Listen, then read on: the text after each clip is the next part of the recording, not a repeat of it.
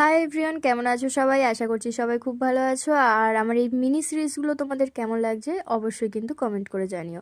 প্রতিদিনকার মতো সকালবেলা যেমন পড়াতে যাই তেমন পড়িয়ে চলে আসি বাড়ি। বাড়ি এসে মা বলল আজ না জমিতে ধান কাটা হবে, আর মেশিন এসেছে মাঠে, তাই আমাকে চট নিয়ে যেতে হবে। তাই পড়িয়ে এসে বেলায় গিয়েছিলাম মাঠের দিকে, আর ভাবলাম তোমাদের সাথে শেয়ার করি।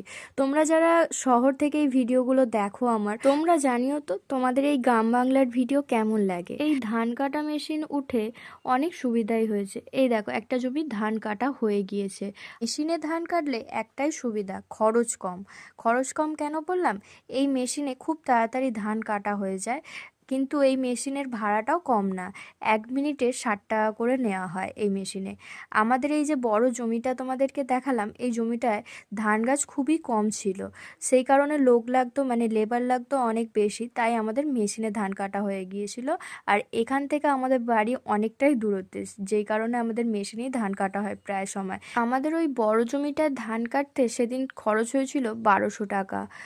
বেলায় বাড়ি থেকে আসলেও কি হবে, এত পরিমাণে এই গাড়ির কাজের চাপ যে সবাই তো এই মেশিনেই ধান কাটাচ্ছে।